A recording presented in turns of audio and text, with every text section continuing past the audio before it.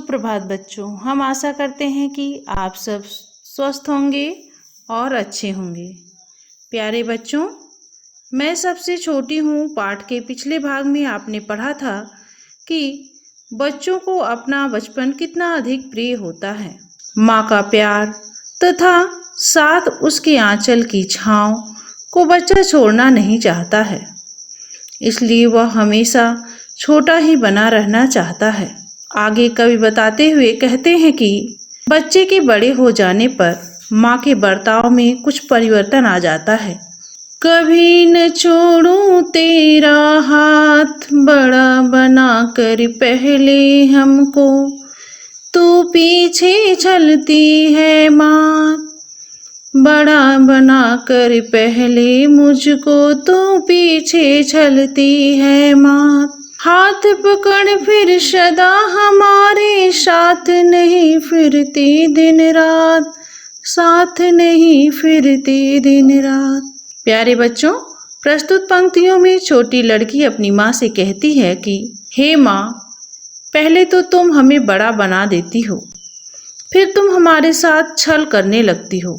बड़ा होने पर तुम दिन रात हमारे साथ नहीं रहती हो। अर्थात लड़की के कहने का आशय है कि माँ हमेशा उसके साथ नहीं रहती है, उसे अकेला खेलने के लिए छोड़ देती है।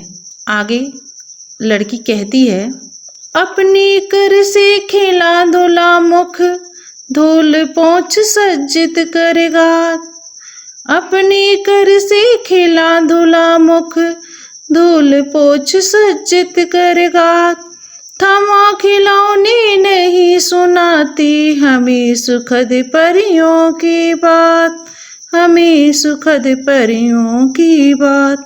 प्यारे बच्चों, प्रस्तुत पंक्तियों में बच्ची माँ से कहती है कि हे माँ, तुम अपने हाथों से हमें खिला पिला कर, मुँह धुलाकर, धूल झाड़ पोंछ कर, हमारे शरीर को सुंदर बनाकर हाथ में खिलौने थमा देती हो। तुम हमें खिलौने से बहलाकर परियों वाली कहानी नहीं सुनाती हो। अब देखिए लड़की आगे क्या कहती है। ऐसी बड़ी न हूँ मैं, तेरा स्नेह न खोऊं मैं। ऐसी बड़ी न हूँ मैं, तेरा स्नेह न खोऊं मैं।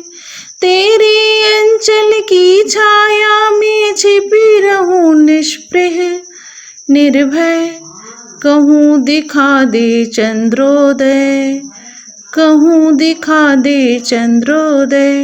प्यारे बच्चों, प्रस्तुत पंक्तियों में छोटी बच्ची अपनी माँ से कहती है कि मैं ऐसी बड़ी नहीं होना चाहती हूँ कि जिससे मैं तुम्हारे प्यार से वंचित रह जाऊं। मुझे तो तुम्हारा प्यार हमेशा ही चाहिए। हे माँ, मैं छोटी रहकर तुम्हारे आंचल में बिना कुछ चाहे, बिना किसी इच्छा के छिपी रहना चाहती हूँ और तुमसे बिना डर के कह सकूं कि हे माँ, मुझे निकलता हुआ चाँद दिखा दो। प्यारे बच्चों, आज का यह पाठ समाप्त हुआ। अब आप सबसे कुछ प्रश्न पूछे जाएंगे, जिससे यह पता चलेगा कि आपने कितना सीखा। बहुविकल्पीय प्रश्न। आपका पहला प्रश्न है, बच्चों के बड़ा हो जाने पर माँ क्या नहीं करती है? आपके ऑप्शंस हैं क, जानवरों की कहानियाँ नहीं सुनाती। ख, भूत प्रेतों के बारे में नहीं बताती। ग, परियों की सुखद कहानियाँ नहीं सुनाती। घ, हाथ में खिलौने नहीं पकड़ाती। आपका सही उत्तर है परियों की सुखद कहानियाँ नहीं सुनाती। अब आपका दूसरा प्रश्न है, बच्ची किसके साथ रहने के लिए बड़ी नहीं होना चाहती? आपके ऑप्शंस हैं क, माँ। ख, पिता। ग, दादा दादी। घ, दोस्त। आपका सही उत्तर है माँ। अब आपका तीसरा प्रश्न है, माँ की आंचल की छाया में बच्ची कैसा महसूस करती है? आपके ऑप्शंस हैं क, निर्भय। ख, उदास। ग, भयभीत। घ, इनमें से कोई नहीं। आपका सही उत्तर है निर्भय। अब आपका चौथा प्रश्न है, छिपी रहूं निष्प्रह का क्या अर्थ है? आपके ऑप्शंस हैं क, इच्छा रहित होकर छिपे रहना। ख, स्नेह पाने की इच्छा से छिपे रहना। ग भयभीत होकर छिपे रहना। घ भय रहित होकर छिपे रहना। आपका सही उत्तर है इच्छा रहित होकर छिपे रहना। अब आपका 5वां प्रश्न है, बड़ी बनने का क्या नुकसान है? आपके ऑप्शंस हैं, क बड़ी होने पर कोई खिलौना नहीं देता। ख बड़ी होने पर कोई जन्मदिन नहीं मनाता। ग बड़ी होने पर शादी कर दी जाती है। घ बड़ी होने पर माँ सदा साथ नहीं रहती।